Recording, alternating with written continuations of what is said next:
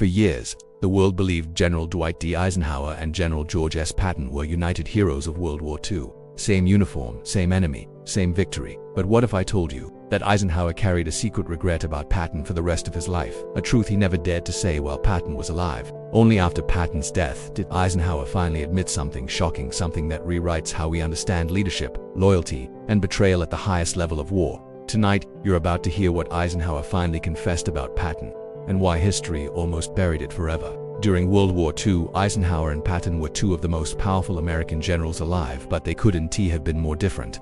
Eisenhower was calm, political, and diplomatic. Patton was aggressive, explosive, and brutally honest. Eisenhower believed in unity and control. Patton believed in speed, fear, and domination. Behind closed doors, Eisenhower often struggled with Patton's behavior. Patton spoke without filters. He insulted allies, terrified enemies, and embarrassed politicians. Yet on the battlefield, Patton delivered results like no other general. His Third Army moved faster than any force in military history.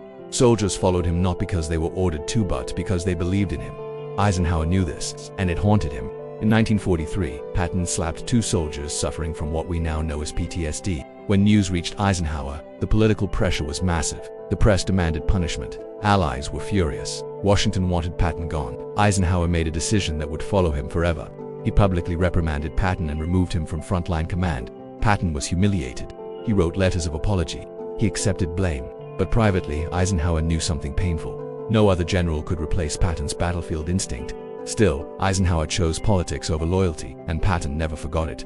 As the war dragged on, Eisenhower faced a brutal truth. Every major breakthrough against Nazi Germany involved Patton. When the Battle of the Bulge exploded, Eisenhower turned to the very man he had sidelined. Patton moved his army in freezing conditions faster than anyone thought possible. He saved thousands of American lives.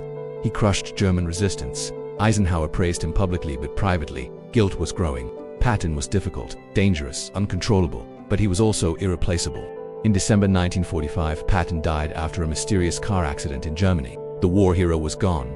Eisenhower attended memorials. He gave respectful statements, but something changed inside him. Years later, away from cameras and reporters, Eisenhower finally admitted the truth to close aides and historians. He said Patton was the most misunderstood commander of the war. He admitted that Patton's punishment was politically necessary but strategically wrong, and most shocking of all, Eisenhower confessed that without Patton, the war in Europe would have lasted much longer with far more American deaths. After Patton's death, Eisenhower acknowledged that he had underestimated Patton's genius. He admitted Patton's flaws were the price of greatness. That leadership sometimes requires tolerating discomfort, not silencing it. Eisenhower once said, he was a man who frightened people because he dared to be honest. That sentence was his confession. He didn't regret winning the war, he regretted not defending Patton when it mattered most. History remembers Eisenhower as a president and peacemaker. Patton is remembered as a warrior. But the truth is more complex. One led with caution, the other led with fire. And only after Patton died did Eisenhower admit something the world needed to hear. Sometimes the most difficult leaders are the ones history can afford to lose. Thanks for watching, and don't forget to subscribe for more hidden stories from history.